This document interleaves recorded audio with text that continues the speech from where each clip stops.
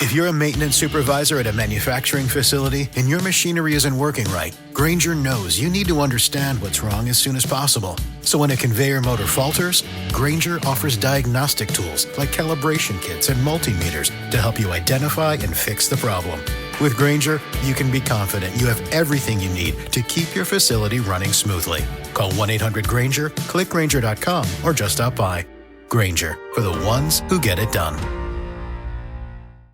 If you're a podcast host, listen up, this one's for you. My name is Allie Jackson. I'm the host of Finding Mr. Height, a dating and relationship podcast that I've been doing for 4 years now, sharing my positive and practical approach to dating that's built on my own life experience. And I wanted to share another experience that I've had, my secret behind monetizing my show. It's called Red Circle, and I was just telling my colleague about how much I love their platform. With Red Circle, not only am I getting a seamless hosting experience, but I also love the support I receive in ad sales. It's not just typical ad sales either. It's targeted opportunities based on my show and my life. And the platform is super simple. You just set your preferences and Red Circle matches you with sponsors that align with your show. You can vet every opportunity and their platform gives you great analytics. More recently too, my Red Circle team has brought me opportunities outside of my podcast on social media to really augment the podcast partnerships, bring them full circle. I just can't recommend them enough. If you want to give it a try, go to redcircle.com to get your free trial. That's redcircle.com for a free trial. What is up, Buffalo Fanatics? Z-Bot here with you, live on the Buffalo Fanatics YouTube channel on a Monday morning. And that, of course, can only mean one thing. It is the smoke break coming after one of the worst football games I have ever seen in my entire life. I don't care what level. I don't care if it was Pop Warner, high school, college, pro, regular season, preseason, postseason. That was about as bad as it gets, folks. That was about as atrocious a ball as you could possibly watch. And we had the privilege of watching our Buffalo Bills be on the wrong end of it. 38-0 preseason week 2 from the Windy City. The Chicago Bears win it. And wow, I mean, my God, we'll try and talk about it, I guess. What the hell was that? What in God's green earth was what did we watch? What did we witness last night? That was something else. I cannot for the life of me believe I stayed up till 11:15 and watched the entirety of that thing. I need to reevaluate my life after what I witnessed last night and the fact that I subjected myself to the entirety of that. 38-0. The Chicago Bears beat the Buffalo Bills in preseason week 2. The start of the game was led by the Chicago Bears starters, including, of course, Caleb Williams, led out by new head coach Ben Johnson. Live broadcast, or national broadcast, rather. Joe Davis, Greg Olson, Pam Oliver. You had Julian Edelman out there with his Gucci slippers on pregame.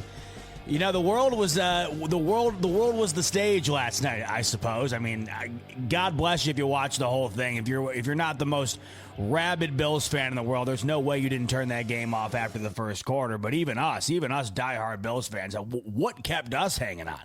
I mean, what kept us watching? Seriously. God bless you if you hung on for that whole thing, because I did, and I really don't know why I did. It wasn't until I walked into the bathroom mirror, or walked into the bathroom to brush my teeth before bed, that I looked in the mirror and I looked at myself and I go, man, what is wrong with you? I mean, seriously. You know, no one's going to steal your Bills fandom card if you would have just hit the power button on that one at half. And I mean, who didn't want to do it? Who did not want to do that? I mean, Divine's coming in. He did it. Who's going to blame Divine? Not I.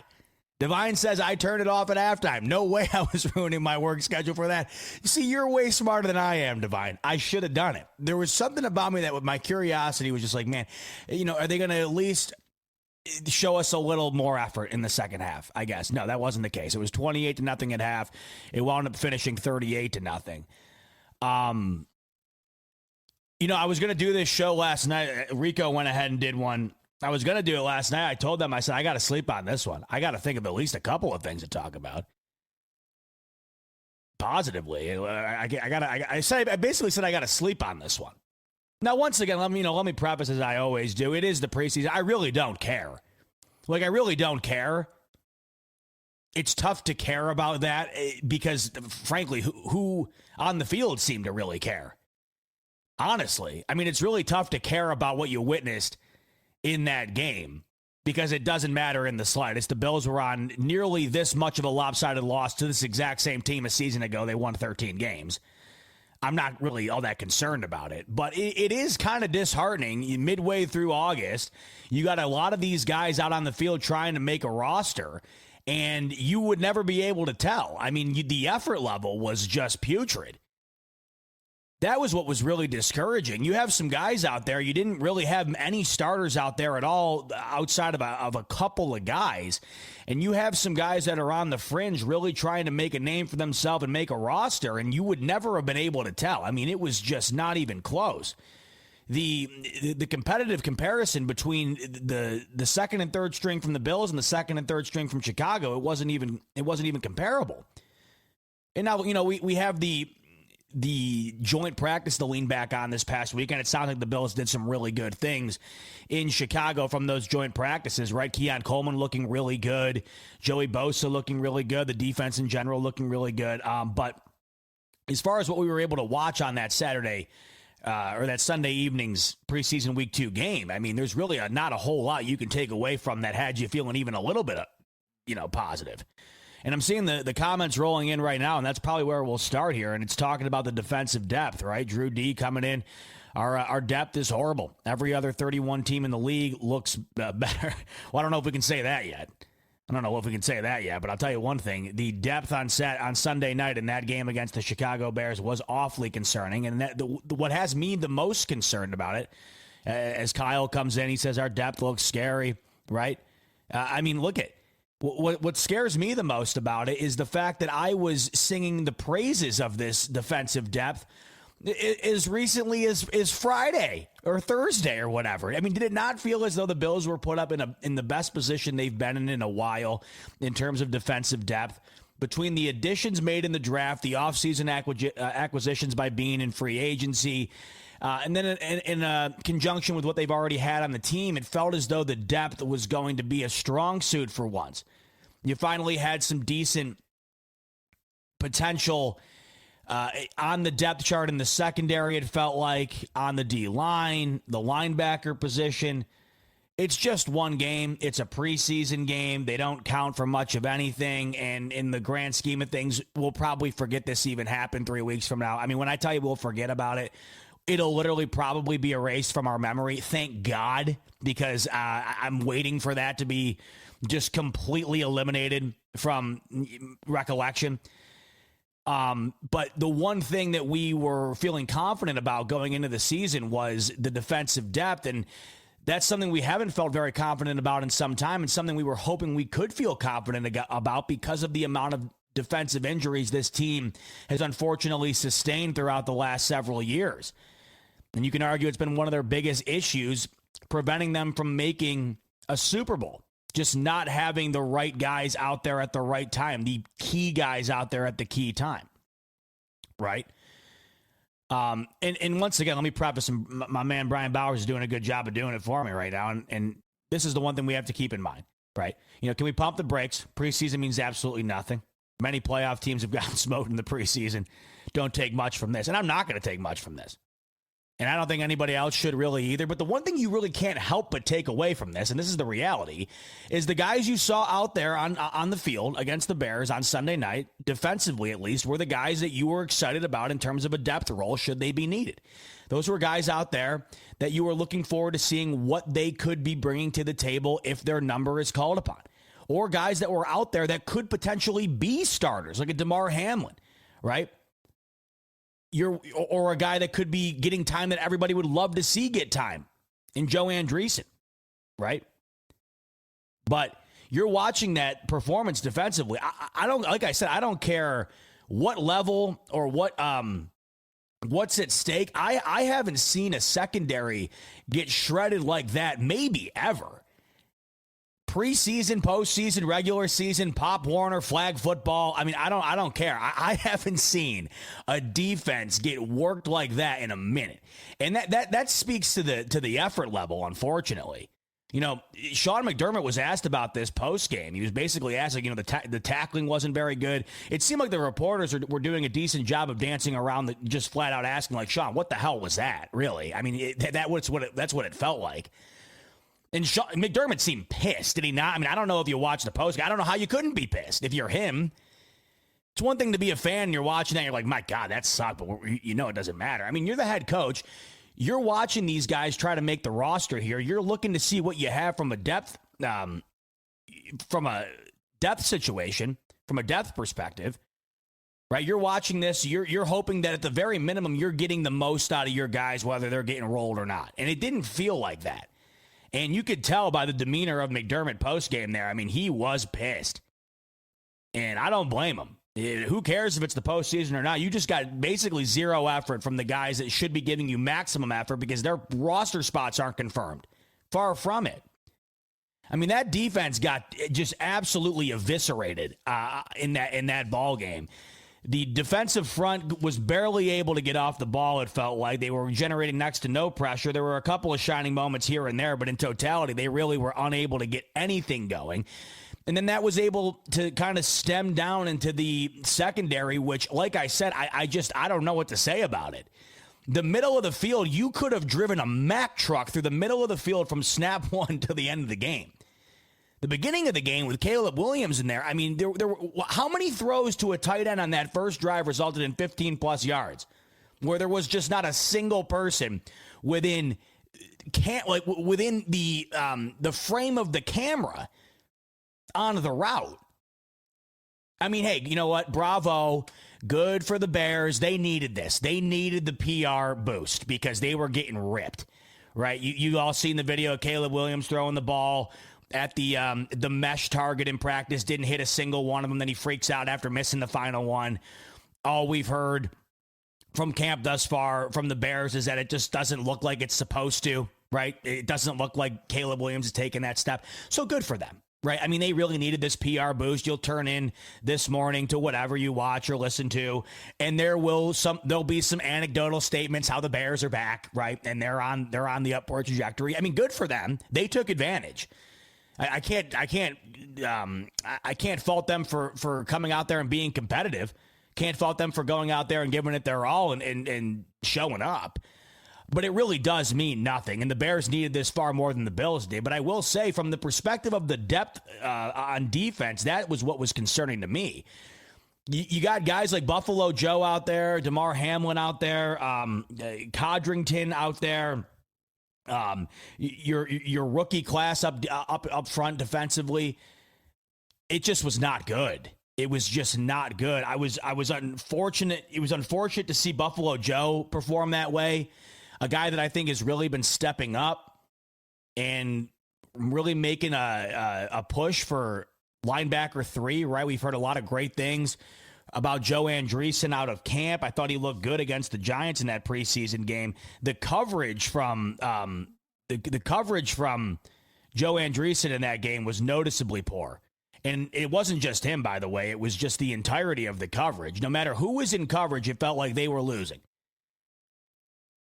Codrington was out there the majority of the game. It just felt like, unfortunately, he was on the wrong end of several gaps in coverage.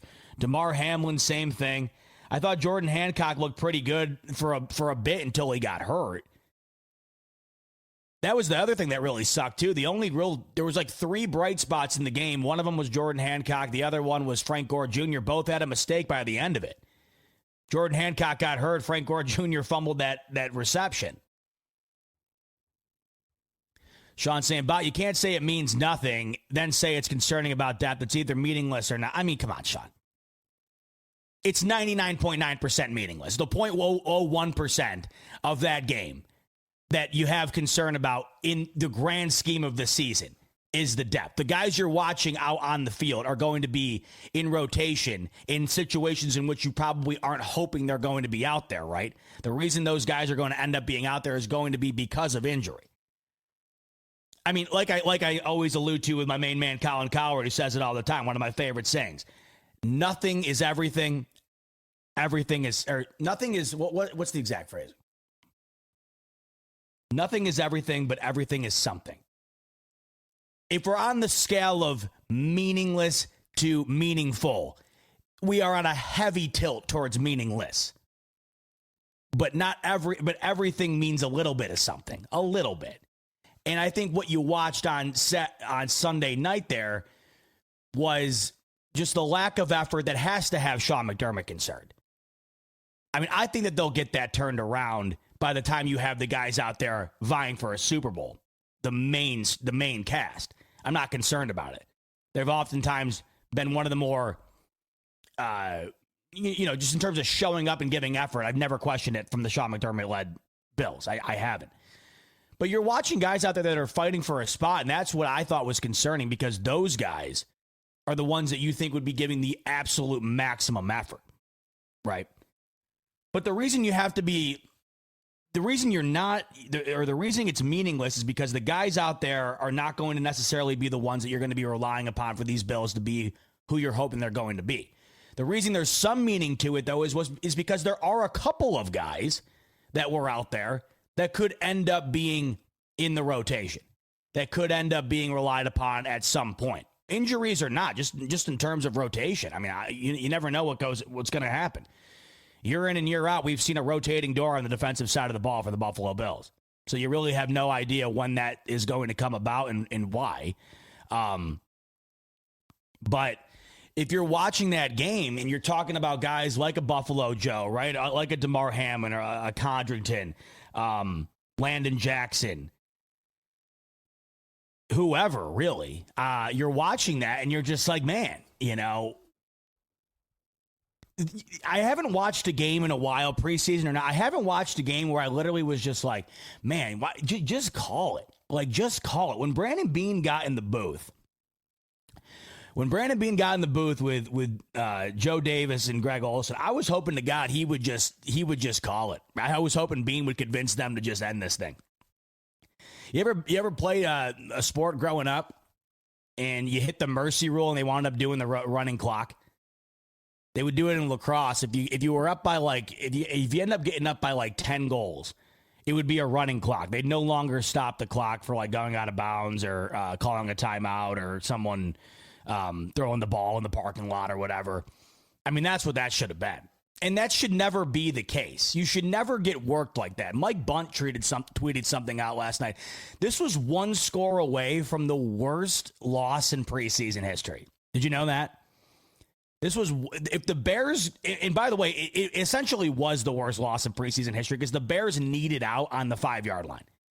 If the Bears would have ran the ball in for a touchdown, which they easily could have, the way they were carving up and down the field, and they were right on the goal line, essentially.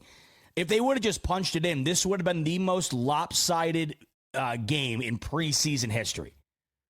Once again, does it mean anything? No, but do you really want to kick your ear off on that end? No, not really. If you could choose, I think you'd much rather not be on the end of one of the worst preseason losses in history.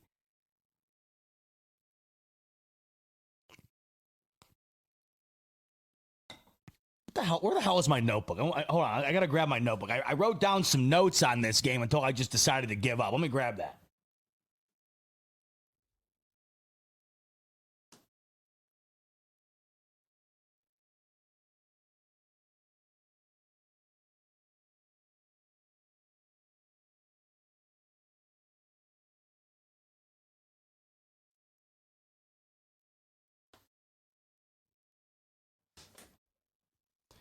I got the notebook out. I was like, you know what? We're going to see some stuff. We'll have our eye on a few guys tonight. We'll write some things down. I mean, man, I closed this thing up at the end of the first quarter. I knew what that was going to be. The thing of it is, too, this is the thing. I know it's easy to get lost in the idea of, well, the Bears played their starters. That's why it looked the way it did. Yeah, that was the first 2 drives. The rest of the game was an even playing field. That's where I was kind of like, man. You know what I mean? Like, it's easy to think that that game was the way it was because Caleb Williams and the starters were out there to begin it. And granted, they scored instantaneously. They went like 90 yards in 6 plays. But the rest of the game was an even playing field. And that to me was like, you have a really great, or so you thought, I mean, so you think rather, like you have a really great rookie class here that you have a lot of high expectations for that you're awfully excited to see. And you're watching that out there on the field against their similar caliber players and their rookies and whoever else, and you get the doors blown off you. I mean, with as big of a rookie class as the Bills currently have here, invested on the defense the way it was, you're more critical of the defensive angle here in the offseason than maybe you have been in years past because of the amount of new. And you're out there on an even playing field, and you got Tyson Bagent just carving you like a pumpkin. I mean, Bagent looked better than Caleb Williams. I mean, it's not like Caleb Williams went out there and was like, oh, my God, we've been waiting to see this. Oh, boy, vintage USC Caleb Williams. I knew he'd be back. I mean, no, Tyson Bagent was like the best player on the field last night. You see that play he made on 4th down? It was terrific. It was an even playing field for 95% of that game. Here are the notes. And I resorted to just doodling after a while. I'm like, come on. Every Bears drive, I had a note that says, secondary shredded. I gave up after 3 Bears drives. I called it after 3 of them, but all 3 just say secondary shredded.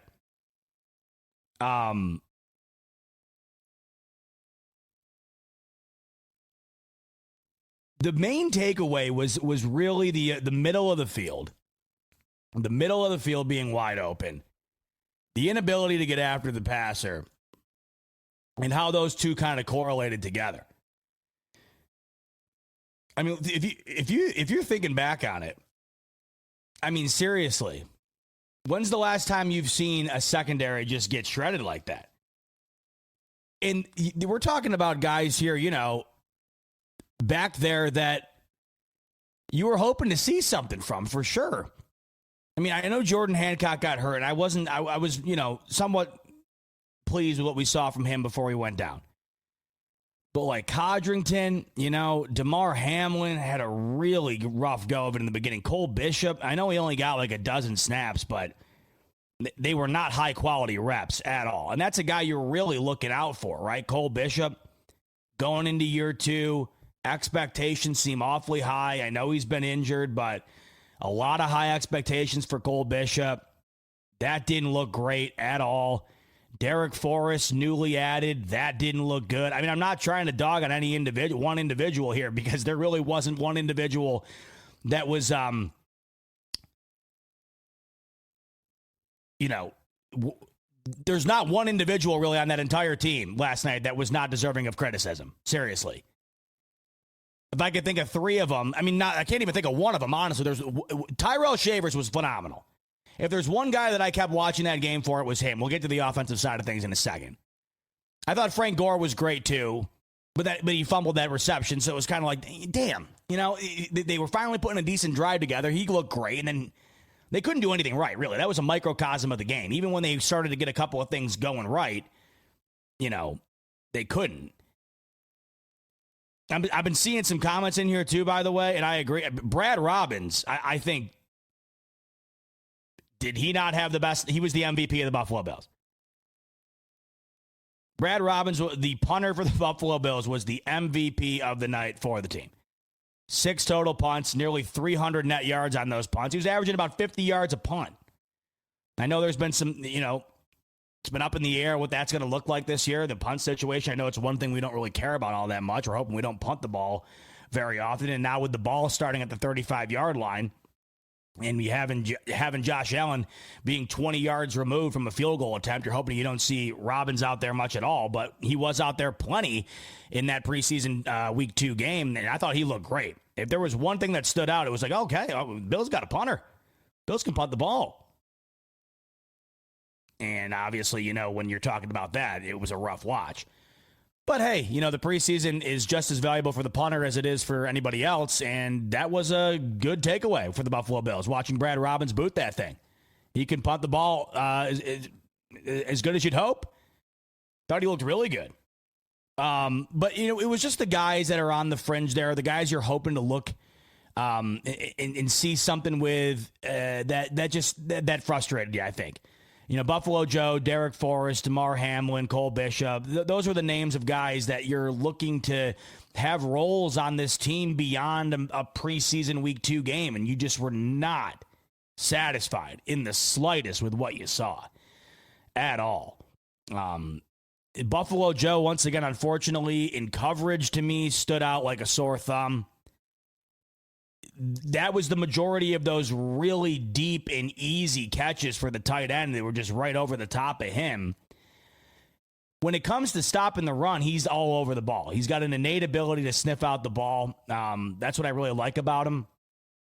It's Matt Milano-esque in that way, where they're just great in terms of their instincts in hunting down the football, the ball carrier, and then just having no care in the world other than putting that guy on the ground. The coverage, though, was concerning in a nutshell in that particular game, especially on the tight end side of things. I mean, that was glaring to me. I thought, unfortunately, Buffalo Joe really struggled in that preseason outing against the Bears, which is, once again, it's unfortunate because I feel like we've been hearing a lot of great about him. And once again, it's one preseason game. Maybe it doesn't negate all the good we've heard. He was featured in games last year, several games last year, and I think he's only going to get better. And we're only a little over a year into an undrafted player here making the team, and that's going to come with its trials and tribulations, certainly. But it just wasn't that. That was one thing that I thought stood out heavily to me was him in coverage. But once again, I mean, it wasn't just him. It was a litany of guys. Anybody in coverage for the Bills last night is not free of excuse here. It was just poor. Hamlin, I mean, look at it, the big conversation right now after that game is like safety. What are we doing here? I think going into the year, obviously Taylor Rapp, you're beyond satisfied with what you're getting from 9 there. But then I think when you're looking at the rest of it, right? You're looking at who's going to be out there with him, and then you're looking at who's going to be backing that up, who's going to be relied upon when needed. And the goal, of course, in the offseason was Cole Bishop, right? That was the goal. And just very minimal practice time due to injury this offseason here, then goes in that Bears game for a limited amount of reps, and it wasn't good. And we just don't know what the deal is with him. I highly doubt you can trot Cole Bishop out in a starting role with the limited capacity in which he's been featured this offseason. I think that's probably off the table at this point. When it'll be back on the table, I have no clue. I mean, all signs are pointing to Damar Hamlin once again having to be the starting safety for this team. Correct me if I'm wrong in the chat, and if you think differently. Would you like to see Jordan Hancock get a shot at it, the rookie out of, the 5th round rookie? Maybe. But now he's hurt too. That was the other thing that sucked too. The one bright spot defensively. Jordan Hancock, who I think has looked really solid this preseason here, this offseason here. Swiss Army knife type player in the secondary, can play both safety and corner. Bills have really gotten the most out of these late round guys, especially on defense. This could be another one. It's not a huge injury, I don't think. Thigh doc made it seem from what his early evaluation was, it looked like maybe a 1 to 2 week thing. But once again, right now at the safety position, your choices are basically a rookie in Cole Bishop based on his experience level. Like, we're talking a notch up above a rookie in Cole Bishop. Damar Hamlin, who, I mean, if you went on Twitter last night, it was all I saw. Everyone's just over it. They're over the idea of Damar Hamlin being a starting safety on this team, based on what they've seen. And then Jordan Hancock, a 5th-round rookie who is a utility guy that the Bills would put into a safety role as opposed to potentially a corner role that you would have penciled him in for prior to the start of the year here. So you're essentially taking a guy that kind of plays both ways and you're plugging him into that position right off the bat. Or Derek Forrest, right? Who it was not good. It was not good in that game.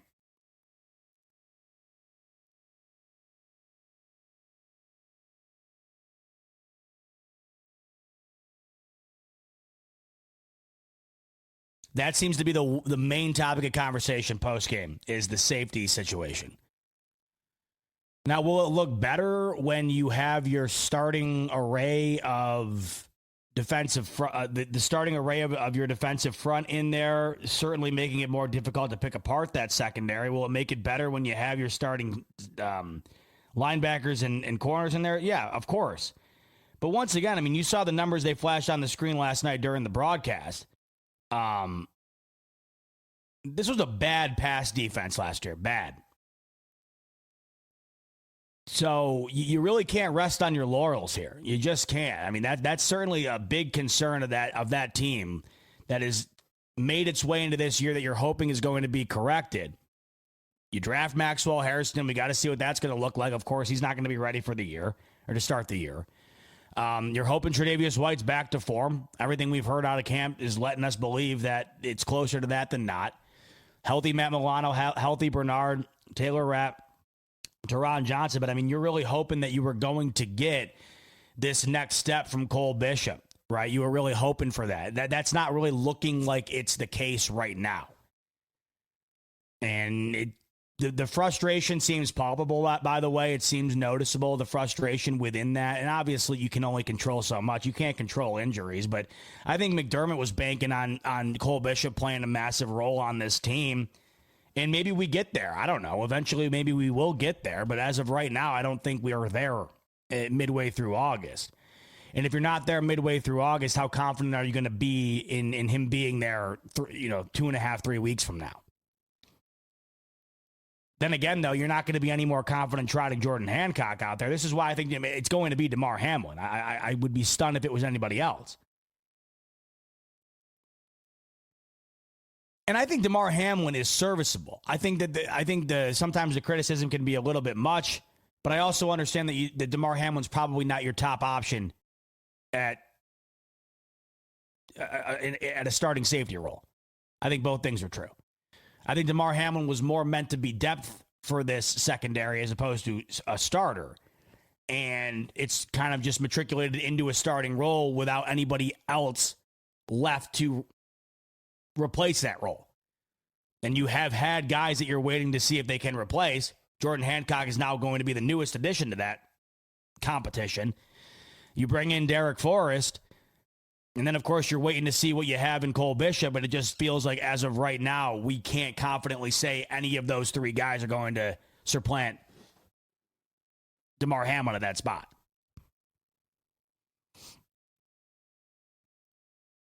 Scotty Blakely, the TV interview with Bean was uncomfortable. That was brutal. That broadcast was brutal. I mean, I don't know what Pam Oliver was asking Josh Allen. I don't know what that was. Josh, Brandon Bean, I'm paraphrasing here, but it was essentially, Brandon Bean drafted a bunch of defense. She was basically asking him, like, are you mad that they didn't draft offense once again? Did you hear him? He kind of, like, scoffed. He kind of laughed a little bit. He's like, I don't know what that was coming from. The guy just won the MVP. For the most part, everybody's been praising the offseason the Bills have had, rightfully so. Everything about it was odd. The Bean interview went way too long. They did like 3 commercial breaks worth of interviews for Bean. But this is the problem here. Here's where I'm at with this whole thing, by the way. The preseason's got to go. The preseason has got to go. What they need to do is they need to do more joint practices and less of whatever the hell last night was. And no, I'm not just saying that because the Bills got belted. I'm not just saying it because of that. I felt this way for a while. I don't think the preseason is much of a benefit to anybody anymore. And I think that the benefit that these guys trying to make the team get from those games would get the same benefit from the joint practice. I really do feel that way. I mean, that's just not good for anybody last night, that product on the field. It's not good for the NFL. It's not good for Fox. It's not good for the Bills or the teams involved. Yeah, sure, fine. It's good for the Bears. Congrats. I mean, but how great is it really? Because everybody knows that it's fool's gold. No one's expecting the Bears to go vie for the NFC Championship now because of what we saw last night. I don't think anything. I don't know if anybody benefits from this, really. The only people that benefit are the fringe guys on the roster, and I do think that those guys would benefit just as much, if not more, from a joint practice than they would something like last night. But you're putting that game on local cable television, Fox. I mean, anybody can watch that game. You're putting that game on national television in a primetime window. And even us, even the most diehard football fans in the world, like you and I, are sitting there watching this and can barely get through it. I mean, you can barely watch that game. I mean, you could tell me I'm wrong. And, and obviously there's some benefit to it.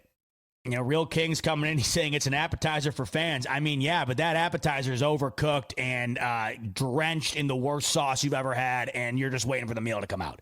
I mean, seriously. It's an appetizer that nobody wants. It's an appetizer that you ordered because you felt obligated to order it, but in reality, all you wanted was the main course. You never wanted an appetizer to begin with. If the starters were out, I mean, here's the thing I would do. Here's a good example. And I don't know if they'll ever do it because of the integrity of the game or whatever. Oh, they'll be, copying our plays or whatever. Broadcast the joint practices. I mean, Friday, we're all we know about these joint practices is what we're getting from reporters in their tweets on the scene. I would have loved to have watched a live practice of Josh Allen and the starters going against the Bears starting defense. That was a real thing the other day. We don't get to watch. And I think that's far more beneficial to the Bills and to the Bears than anything we saw last night. Right? Derek's coming in. He's saying you have to see what your young guys have. They only have 1 or 2 joint games. You're wrong. They don't tackle and practice anymore. Then start doing it. Start doing it. Have more, like I just mentioned, you're not going to completely eradicate the preseason and not put anything in place. Have more joint practices. Have more joint practices and tackle a little bit more in practice. The joint practices, to me, are great because you can simulate what you want to work on. Last night is a great example of why I don't think the preseason works very well. There's no pre-planning whatsoever. You're just trotting guys out there to go and do whatever. What I like about the joint practices is you can get together with the other coach and be like, hey, we want to work on this specific thing for this amount of time. Then we want to go and work on this specific thing for this amount of time. That to me is beneficial. Oh, and by the way, whatever you're working on is also being worked on by the guys who are going to be out on the field. I mean, there's a reason why you're seeing Joe Burrow and Jamar Chase playing preseason football this year. Why? Well, because Joe Burrow has won 1 game in his entire career as an NFL starter in the first 2 weeks of the season. The Bills looked atrocious, awful against the Arizona Cardinals last year in the first half. I don't know what the hell that happened at halftime for them to turn it on, and certainly they never turned it off the rest of the year. But I think that there's more benefit to everybody getting a little bit of something out of this. The joint practices, everybody gets a little bit of something. Everybody from the Bills side of things would know, don't hit Caleb Williams. Everybody from the Bears side of things would know, don't hit Josh Allen. So that way there's no worry about putting your stars out there and getting them hurt. Go and get the feel and the simulation of going against another team without all of the bull that comes with it. getting injured or hurt or getting nailed by another guy or whatever, and then just don't broadcast it on national television. I mean, if you and I have to sit there last night and can't get through it, then I don't know how anybody else could. And the one thing the NFL does not like is a bad product. I think one of the biggest reasons we are watching this puff piece on Hard Knocks, that is the Buffalo Bills, being featured on it. I think that one of the reasons we're watching this is because the NFL watched what happened with the New York Giants on that show and said, yeah, we cannot allow this to happen again because it looks so bad. Right? I think this is why is it not a little convenient that literally out of nowhere, the NFL for years and years and years, all they've done is showcase the bottom barrel teams in the NFL on Hard Knocks. The second we watched one of the biggest blunders ever featured on the show, we watched the New York Giants single-handedly just completely bungle their top player in real time. Then all of a sudden, now we're going to feature one of the best teams in the NFL. I think there's a reason why they did that. Let's show some good here and stop making us look bad. I just think a lot of these preseason games are just bad. It's a bad product. Truth be told, I'm shocked we're still here. I'm shocked that this is still going down. And to those who, I get it, by the way, to those who are saying, we got to keep it and whatever, it's only going to keep going down. There's going to be an 18th game added here very soon, very soon.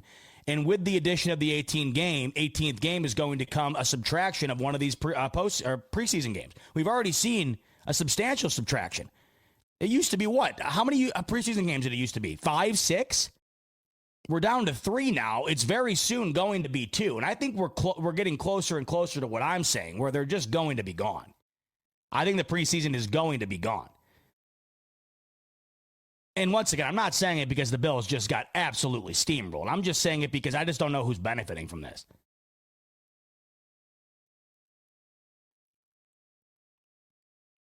I think the guys that benefit the most are obviously the guys trying to make the roster. Those guys would benefit just as much from additional joint practices, in my opinion. I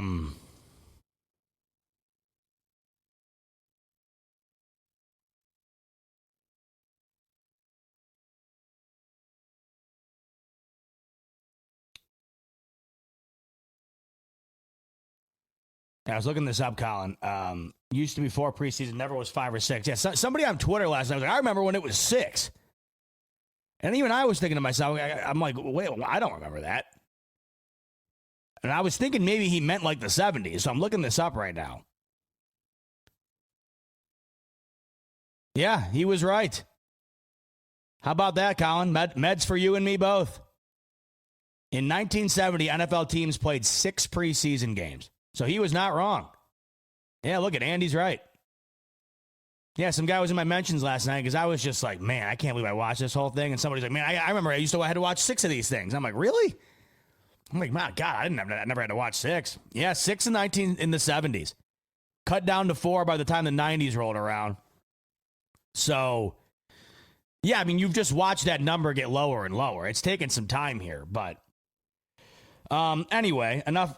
I'll get off of that high horse because, I mean, whatever. It's not going away until they at least add the 18th game, and then from there we'll see what happens. And once again, would I have been bitching about this today if the Bills would have been on the other end of that? Probably not. But, it gave me the avenue to talk about it, and I do feel that way, by the way. I do feel that way. Regardless of what happened last night, does anybody like the preseason? To me, it's just like, it just is so frustrating to me. Because you're watching it and you're just like, you got to pretend like you got to pretend like it matters. You got to pretend like this and that.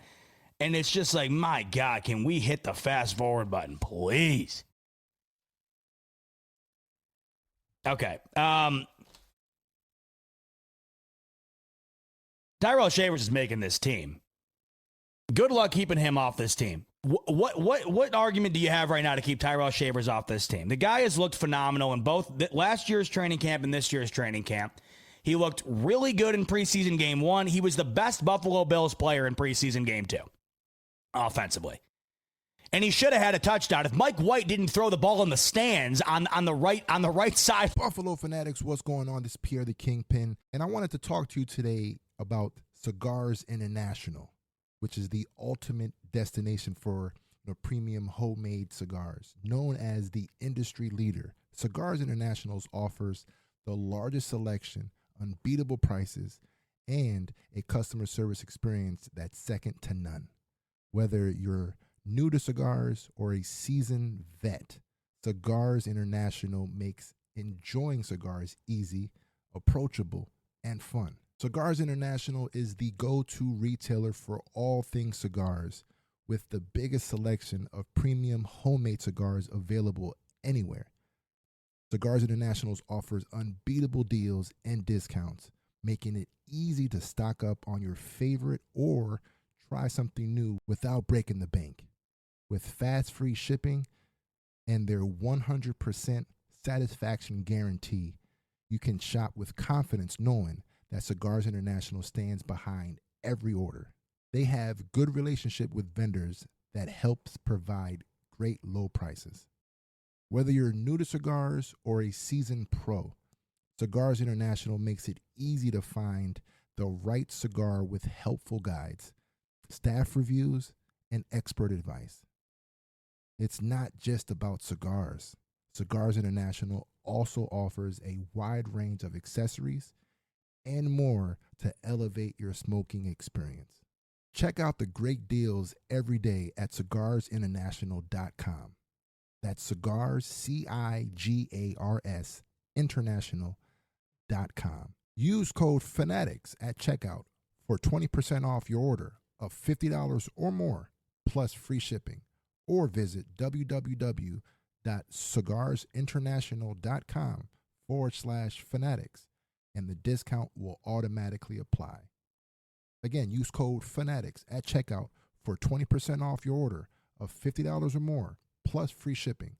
Or visit www.cigarsinternational.com/fanatics, and the discount will automatically apply. Fine, with Tyrell Shavers running a beautifully run route, and he would have had an even bigger day. I mean, Mike White put that thing at the hot dog cart in section 310. That was a touchdown if he hit him in stride. And I was upset about that because Tyrell Shavers was by far the best offensive player on the team last night. Maybe you can make the argument for Frank Gore, but he fumbled the ball, so I'm going to give it to Tyrell Shavers. I'm also going to give it to Shavers, too, because his numbers should have been bigger. I thought Shavers looked good. I thought the route running looked good. That back shoulder catch he had, I thought, was phenomenal. He looks like a legitimate wide receiver, does he not? He doesn't just look like a guy trying to make the team. He doesn't just look like a potential special teams guy. That's a guy that looks like a wide receiver to me. And I'm watching Elijah Moore, 2 drops. I think the guys deserve to rock. I think he's earned a roster spot, in my opinion. I don't know if they're going to keep 5 or 6. The unfortunate reality here, a lot of what I've been hearing about Elijah Moore during the training camp session here, I mean, once again, it's preseason. It's 2 drops that, whatever. It's not Allen throwing him the ball, but we haven't heard a whole lot of great about Elijah Moore. And I'm not sure what the end game is there. I don't know what the end game is with Curtis Samuel. He's just not out there, right? We haven't seen him really at all this preseason, this offseason. I don't think you're going to be able to unload that contract, $7 million. I don't think anybody's trading for it. But I think Tyrell Shavers deserves a spot on this team. I'm interested to see what we got there. What I'm most excited about over this past weekend, that game be damned, is what I'm hearing about Keon Coleman, by the way. I mean, what a weekend. We're talking about these joint practices. It feels like Keon Coleman was the star of the show on the Bills end of things. And that's what I'm talking about. I mean, my God, if there's one thing I'm most excited about offensively, it's the potential ascension of Zero there. And we heard a lot of great stuff coming out of the Chicago practice sessions. See, this is why I get the camera crew out at the joint practice so I can watch Keon Coleman go to work as opposed to whatever the hell I had to watch last night on national television. Please. I'll pay for it. I already got the NFL Plus subscription. Just throw it on there. Come on. Please. I want to see that. Come on, don't we all? But Tyrell Shavers, I thought was the best. He was one of the. I remember thinking to myself last night while I'm watching. I'm like, he's the one reason I'm watching this game still right now.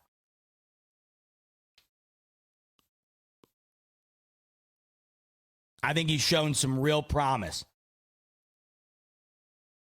And I think he looks like a legitimate wideout. He ran a couple of great routes last night, and he made a great back shoulder catch, and he should have had a touchdown or at least a 30-plus yard gain if that ball was thrown properly.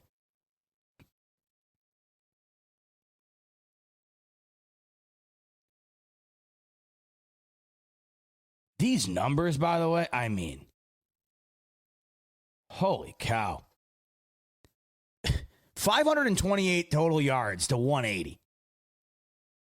The Bills did not convert a single third down. They did not convert a single third down or a fourth down. And you want to know the one thing, by the way, I know once again, it's just, but this was the telltale sign of just slop and just not ready to go. The amount of penalties was ridiculous. I mean, you had that one sequence where Vandermark jumped off sides twice in a row. How is that even possible?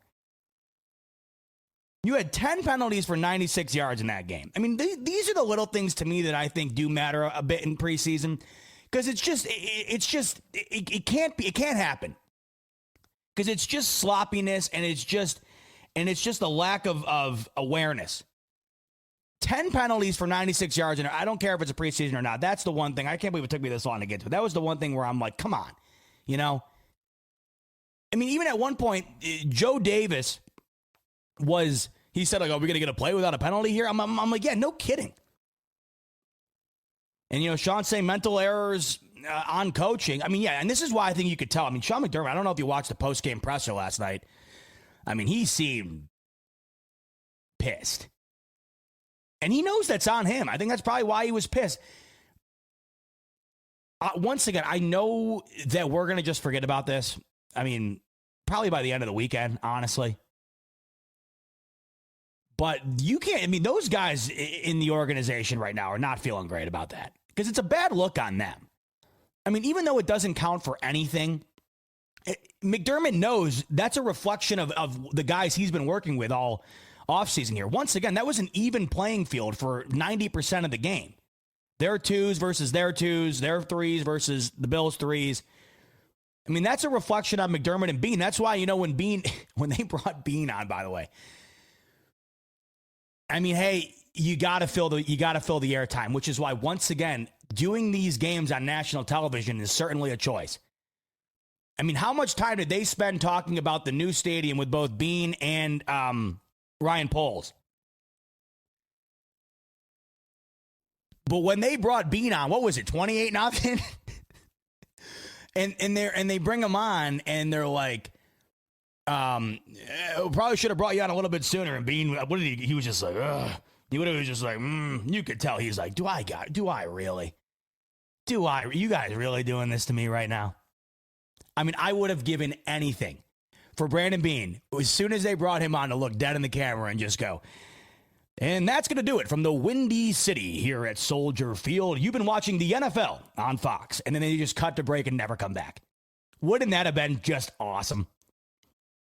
It would have been so funny. I mean, God, that would have been hilarious. But he, of course, he's a master. He's a master of his craft. He's up there being very diplomatic and talking. But couldn't you tell? I mean, Bean was not feeling good either. Those depth guys, if anyone's mad about it, it's Bean, because those are the guys you bring in that you're hoping to see something out of. The penalties, though, that was frustrating. Because like Sean said, I mean, that's an indication of the mental errors that you just can't see from a Super Bowl caliber team, regardless of whether or not you got your thirds in there. 10 penalties for 96 yards. These are still professional football players, regardless of where they are on the depth chart. That was what I think was so frustrating about that game. It wasn't the fact that it was, a blowout. Who cares? Like I said, they got destroyed by the Bears last year. Look at the season the Bears had. Look at the season the Bills had. It doesn't really matter. It was just frustrating because didn't it not seem like a lack of effort from top down? Didn't it just seem like they never showed up at all? They didn't convert a single third down. They had 180 total yards and 96 yards of penalties. Like, as a coach, you're feeling like crap after that. Once again, I don't know how many of you guys played sports growing up, but we always had preseason games in lacrosse and football, a couple of scrimmages, whether it was with a local team or like the high school down the road or whatever. And I remember, like, after those games, our coaches were just as mad about what ended up happening as they were during the regular season. But the silver lining in that is McDermott's going to be like, hey, back to work this week, and nothing's flying. We'll see on Hard Knocks. Maybe we get a little mad McDermott on tomorrow night's episode of Hard Knocks after that. Right? Maybe we see a little bit of that. But all you ask for in the preseason is show up and give it your all. And I don't know if you can say that last night. McDermott was flat out asked. I think he was flat out asked about the effort, and he said, you don't want to say it's effort. I'm paraphrasing here, but he's like, you don't want to say it's effort, but when you have a result like that, it's a collection of everything. And I think it certainly was. Let's get to some super chats here. Divine's coming in. He goes, in a weird way, not in the stakes or anything, but that game gave me the same we aren't winning, we completely mailed it in that the playoff Bengal game did. Oh, God, don't bring that up. Just straight up gross. Yeah, it was gross. I mean, if there was one word to describe it, it would be just gross. Luckily, we don't have to experience that during a 17-game regular season. Think about it like this. There are fan bases that are going to experience what we witnessed last night for 17 consecutive weeks. I mean, New Orleans Saints fans, I'm saying a prayer for you, because that's probably going to be what your season's looking like the majority of the year. And we know what it looks like to not have necessarily that bad of football on a weekly basis, but we know what it's like to be closer to that end of things and what the Bills have been the last 7 or so years. So that's the good thing here. But with as big a game as you have week 1 against the Ravens, you just want to see the mental errors not present, and you want to see the effort at max. So I hear what you're saying. We aren't winning. It did feel like that was mailed in. This is why I'm wondering, like, as you're watching that game last night, you're like, who's benefiting from this? I'm interested to see what the conversation is surrounding the Bears after that game, because it was nationally televised. Is what people are going to be. Nobody's got anything to talk about today. So that will be the main topic of conversation. And it will be funny, I'm sure, to look back at this game 2 months from now when the Bears are 2-4 and the Bills are 5-1, but all you can talk about is the most recent thing you saw. And the most recent thing you saw was a lot of bad. Richie coming in. Preseason or otherwise, I just got a notification that McDermott called out the team. In my opinion, is that right? Is that true? Richie's saying, just got a notification that McDermott called out the team. In my opinion, we're treating preseason like we've accomplished something we haven't. Oh,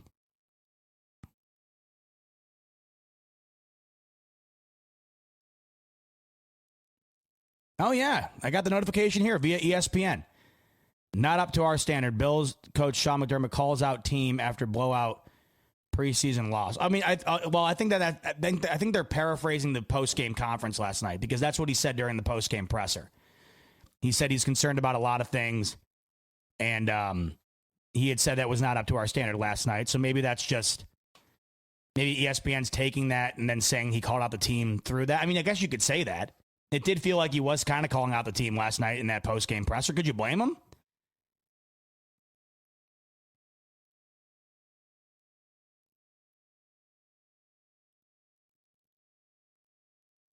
Now, I was telling Rico and Pierre and Bobby, and when we were in Thigh Doc, we were talking last night, I said, if I'm McDermott, at first I said, I just pretend this never happened, right? I wouldn't even bring this game up. I said, if the game's brought up, just say, what the hell are you talking about? I don't know what you're talking about. We didn't play the Bears.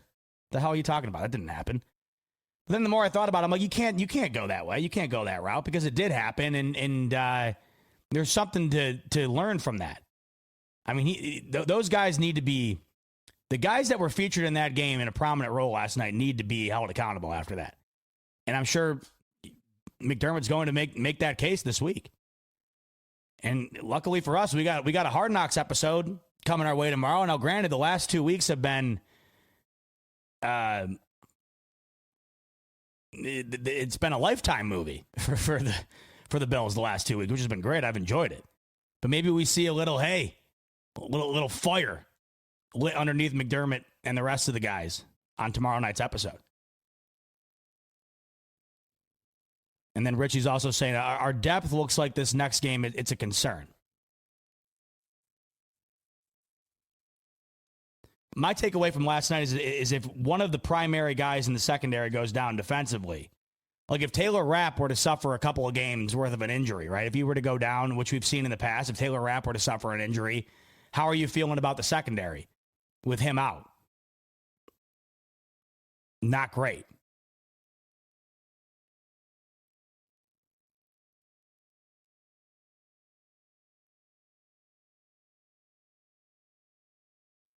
And, Videsh is saying this, and this is what I think was disheartening about last night. Because I was, the conductor of this train, on this channel at least, choo-chooing down the track on how excited I was for the defense. As I still am. I mean, what I saw from Joey Bosa in limited reps against the Giants, I really liked. What I saw from the D front against the Giants, I really liked. Secondary still got carved up by the Giants, by the way, last week. I am optimistic about this defense. I am excited about this defense and the potential for sure. But it does kind of throw a wrench into that excitement a bit when you do see last night and you do see faces from, you do see faces that you're excited about and the potential of, and it just didn't culminate into anything. To me, though, right, it's 12 hours or so removed from that game. I think you have the right to complain a little bit about it as a fan. And I think you're McDermott, you have the right to get on these guys about it. But this will be in the rear view very quickly. And in the grand scheme of things, not going to matter much. If anything, you just hope that you take from it a learning point where it's, we need to clear up the mental mistakes. We have got to find a way to solidify this back end of the defense.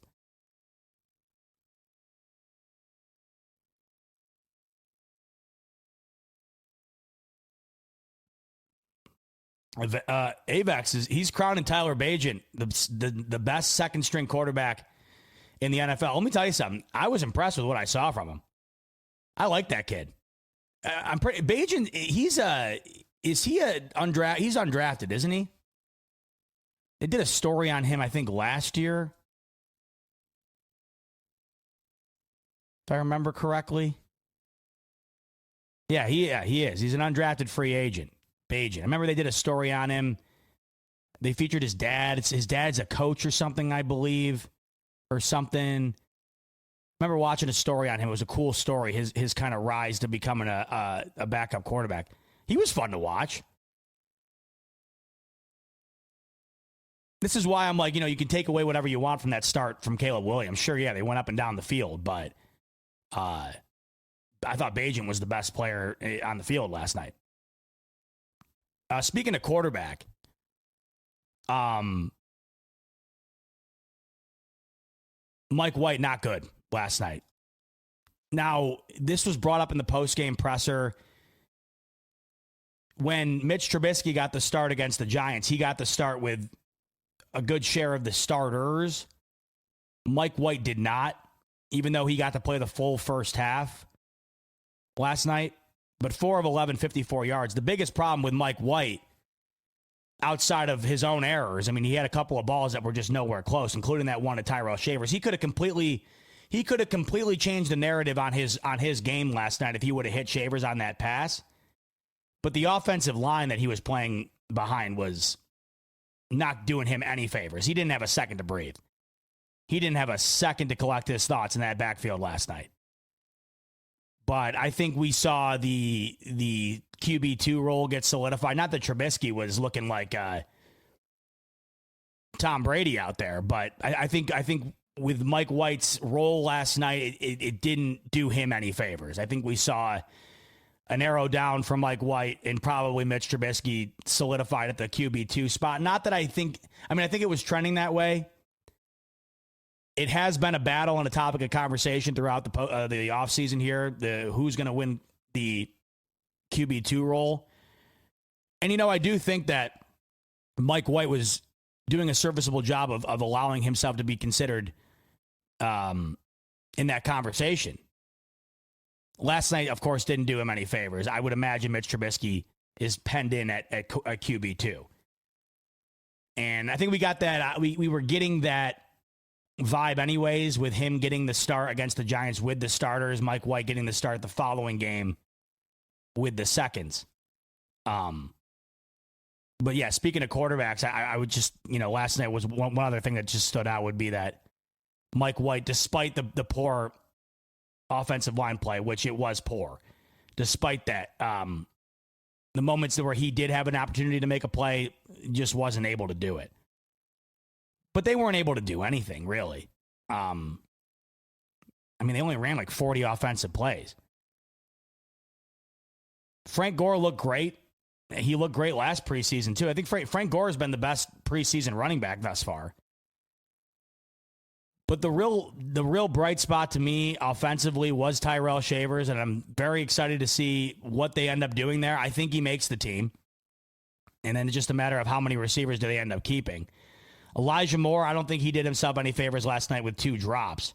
And one of the drops was on a screen pass too, by the way, which I think is where you're gonna see him excel the most in those type of plays.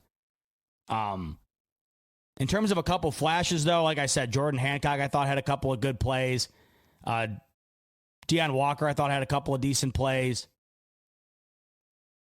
But I'm grasping at straws here. There just wasn't a whole lot.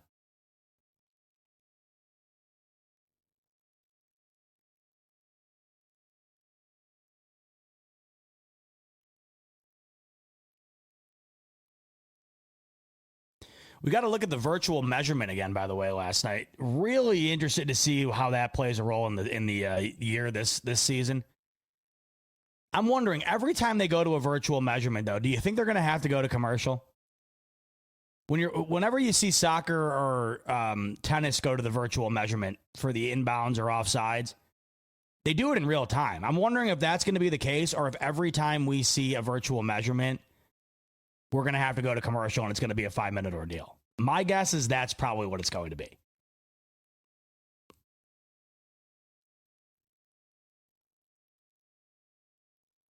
Vadesh is saying Hoyt looked good. I agree. He's looked good the last 2 weeks. 6 week suspension, obviously, but he's looked like a force that I'm excited to get out on the field there come mid-October. Sean saying that the virtual measurement seems pointless because it's based on where they spot the ball. It's certainly a step forward. This is technology the NFL should have implemented a decade ago. And of course, now the Bills are they're the reason that it's now a reality. Of course, once again, everybody blames the Bills for the betterment of the league. We get better overtime rules because of the Bills. We get now better measurements because of the Bills. Sorry, the Bills were on the wrong end of everything that resulted in a better game for everybody. Sorry. The NFL, once again, rule changing for the Bills. Yeah. Oh, big time. Yeah, nothing I take away more than the Bills being on the wrong side of everything, and then things getting changed because of that. Oh, yeah, benefiting the Bills. Yeah, benefiting them so much that they had to be the guinea pig for everything to get changed, right? Yeah, big benefit to Buffalo. Big benefit to the Buffalo Bills being on the wrong end of everything that resulted in change. Give me a break.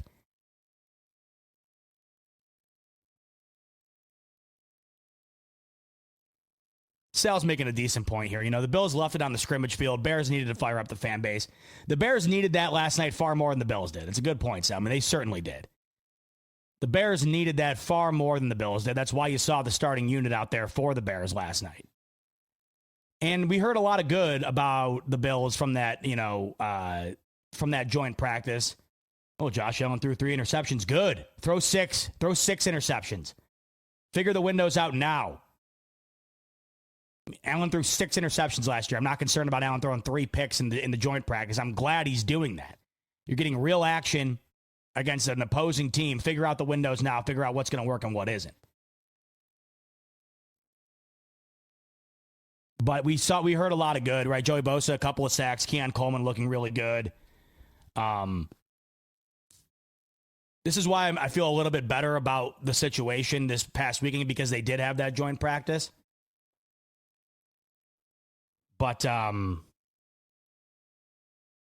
my whole thing here is I'm glad we can just be hey, let's enjoy the frustration right now. Because my hope is that we're not on here being frustrated about much over the next several months.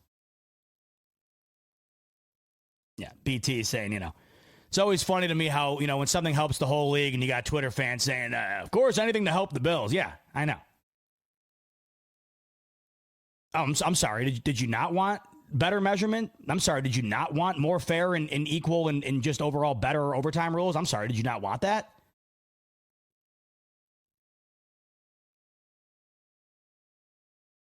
Don't want the game to be you don't want the game to advance and be better? I mean, if anything, you should be thanking us. Thank us.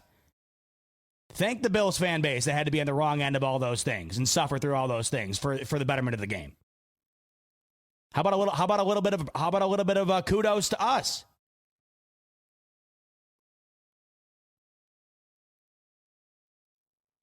Eddie's saying, reports out of practice where Bears gave us a handful. No, the Bears look good too, from what I had heard.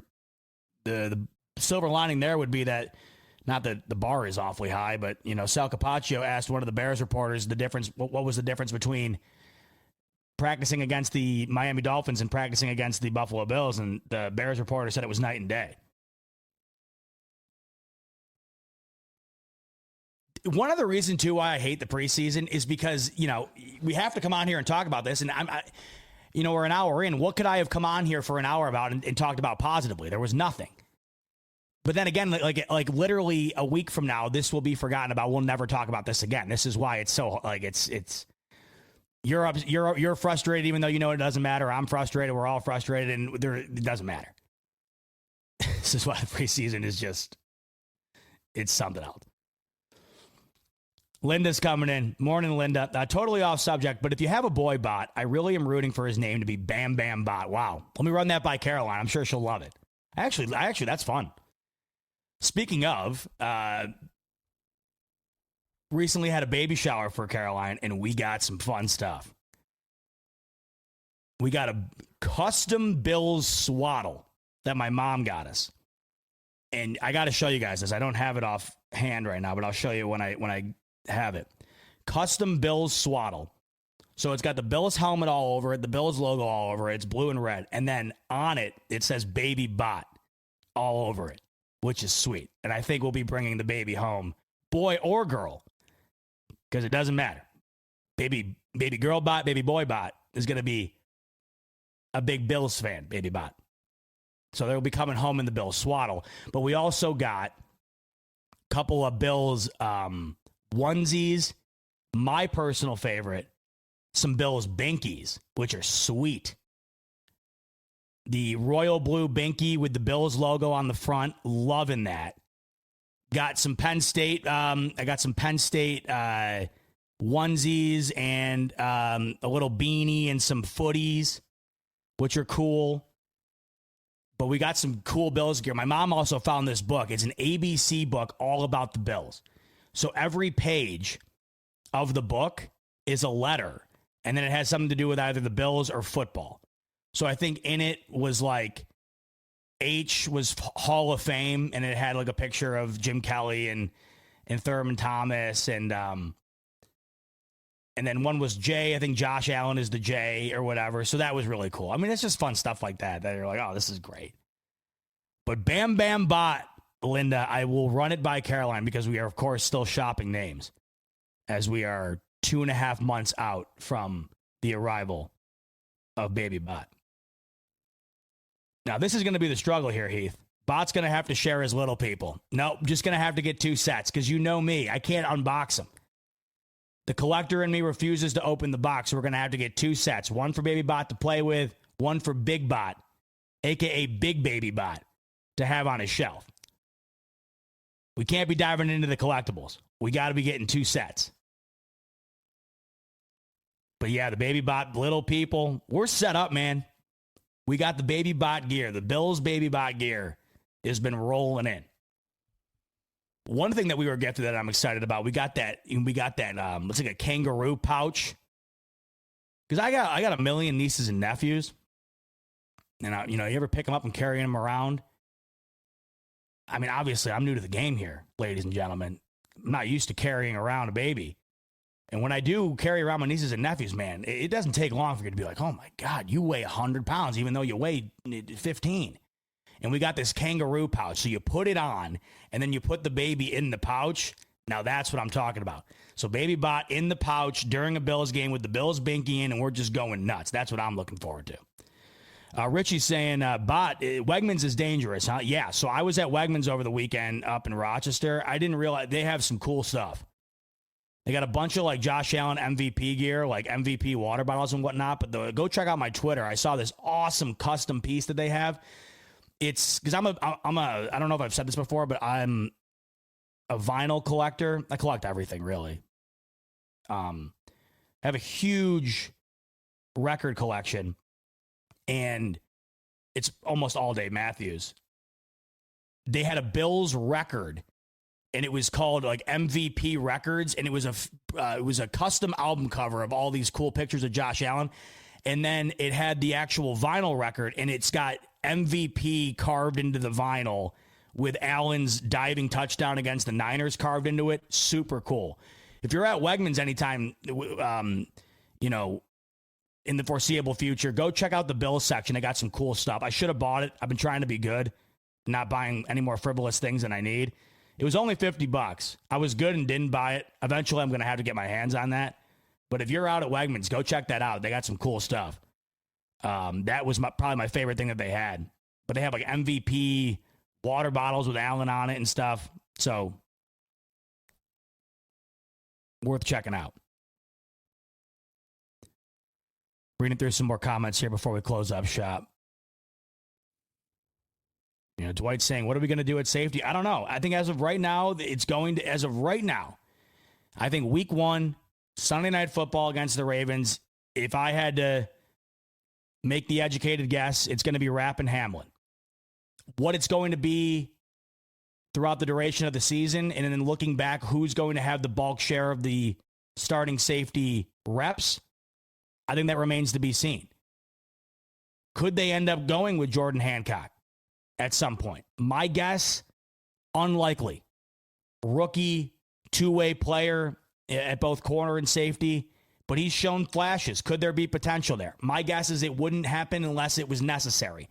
And if it's necessary, probably not great, because that would probably tell us that injuries have been suffered in the secondary. You would like it to be Cole Bishop, but with the lack of reps, with the injury history, I don't think it's trending in that direction for the start of the year. Will we eventually get there? I'm hoping, but only about a dozen reps in that Sunday night game, and it wasn't great, but he wasn't out there with the starters either. Will it be better when he's around the core of the defense? My guess is yes, but we can't get there yet with such a lack of reps and with the injury history here. He's just not ready. You bring in Derek Forrest. Feels like we haven't heard much of anything about Derek Forrest throughout the offseason here, no? And the things we have heard, it hasn't been glowing. So the safety, if there's one question you have after that game that means something for the regular season, it's what's the situation going to be at safety? Bartek, 57-month member, by the way. Good God. God bless you, Bartek. Appreciate you, brother. Luckily, you have Uncle Rico for valuable knowledge for any question you may have regarding boys or girls. I know Rico's been through the ringer. Rico's littlest is what, 2 now, and then his oldest is in college. So yeah, Rico's got all the wisdom ready to instill onto me, and he knows it. He keeps telling me I'm here, and I know he is, and I'm going to need it. Because Rico's got he's got the reps in at every age, both boy and girl. So Explo saying, where is Rico? Is he going to be back for the regular season? Well, Rico was on last night late. So when you're done here, go watch what Rico had to say. He was on for about an hour or so last night after the game. But yeah, we'll be back ready to roll. I know the Friday shows have been limited. This was a bad month for Rico and I on Fridays. We try to get as much in as we can during August because we know we're going to be locked in on here throughout the year almost every night, really, the way things go. So I've been out of town and will be out of town the next couple of weekends here. I'll probably do something this weekend because this is the one weekend this August where I'm not gone.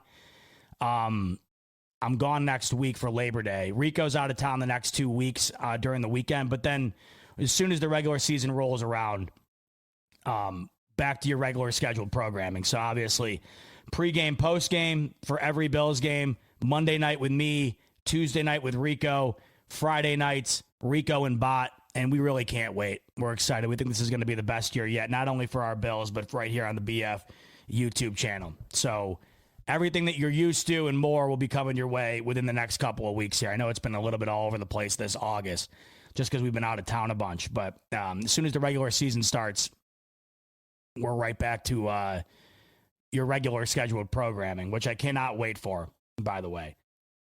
Loaded up with more than ever coming your way, too. So we're very excited, all of us. Explo saying, I think this is like everybody, Yeah, he goes, when I tune in the most is for the regular season. I don't take preseason too serious. It's the way to do it. I've been talking to all my buddies in the YouTube space, not just Bills, but I do a lot of other shows. I do the NFC West and NFC East, AFC North. And we were all talking, and they're like, man, it's just everybody's still not into it, even though it's the preseason. And I don't blame everybody. No, I don't think everybody really dives fully in until the regular season starts. I mean, obviously you're ready to rock right now. You're still watching whatever. Obviously you guys are. You guys are here no matter what's going on. You're here whether it's May or whether it's January. That's why you guys are the best. But obviously you get a far bigger contingency of people coming out of the woodwork when the regular season rolls around, and we're almost there. Mako's coming in. He's saying, I'll be going to week 2 versus the Jets, as will I. I'll let you know where I'm at here on the stream, Mako. We'll have to meet up and say, hey, I'll be there with Thydoc and Caroline and a couple of my family members because that's my home venue now. MetLife's my home venue. So week 2, I'll be there at MetLife. I know it was rough for the Bills last night, but it's been looking really rough for the Jets, by the way. Word out of the Jets camp thus far is the offense could look as bad as it ever has. I saw a tweet from someone out of the Jets camp that said there is potential for the Jets offense to look worse than it did in the middle of the Zach Wilson era. And I don't know if you guys watched the limited reps that Justin Fields had against the Giants in their preseason game over the weekend, but it was not good. Cody's saying, yeah, it was the preseason, but let's be honest. Those were our starting safeties who started the game, bro. Hamlin has been our starter. And this is why, earlier when I said it really is meaningless, there was a couple of meaningful elements to that game last night, and that was the most concerning one. It was the secondary and the safety position. Taylor Rapp not out there, right? But yeah, Hamlin has been a starter for this team the last couple of years. He was out there, and it was not good. You're not entirely sure who's going to be fulfilling that second safety role. So you also had Cole Bishop out there for limited reps. Wasn't good. You had Derek Forrest out there. Wasn't good. So yeah, I totally hear you, Cody. Totally hear you. You're hoping that this is going to be an afterthought once we get into the regular season. But if there's one thing that is unanimously being discussed after that game last night, it is the safety position, because that did feature personnel that you're expecting to see during the regular season. And then this is where my frustration had stemmed from. It was seeing the guys that you're expecting to see something from during the games that matter the most not really look the part last night. And that was Hamlin, that was Bishop, that was Buffalo Joe, a couple of the guys up front. I've been waiting to see something from Landon Jackson. We haven't seen it yet. So time will tell. A team that's won 10-plus games routinely here, 5 straight AFC East titles, not going to diminish my 2025 expectations at the hands of a 38-0 loss in the preseason to the Bears, but you just didn't want to see that, is the best way to put it. You just didn't want to see a near historic beatdown in terms of the preseason if you didn't have to, especially on a national stage where you're trying to figure out your roster and you're trying to figure out the depth and position, rotational position and whatever else. And, Cody's saying that we need to see something from Bishop. Everybody's waiting. I think nobody more than McDermott, right? It's just, it hasn't been easy. That's what sucks. It's just, he's been hurt. And with the amount of time missed, factoring into how close they are to the season, you just have to wonder if you're going to be able to see something in time. You don't want to have to get the learning curve out of the way in the midst of the regular season. But maybe that ends up being what the reality is.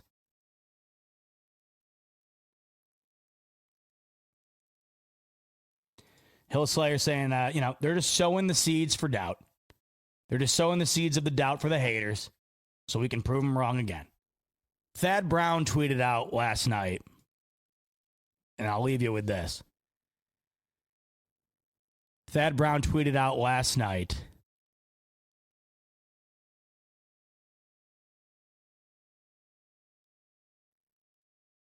quote, "That's the worst Bills preseason loss in 50 years of preseason games as far as how far he could research back." So basically, whatever data is available on the preseason, if you look through the entirety of that data, that was the worst preseason loss the Bills have had in 50 years. The previous record was a 35-3 loss in 1997, so the year I was born, to the Chiefs, of course. Why not? So this is the worst loss the Bills have had in almost 30 years in the preseason. But Thad Brown would go on to say, the last time the Buffalo Bills got thumped that bad in a preseason game at Chicago was 35-7 in 1990, whatever.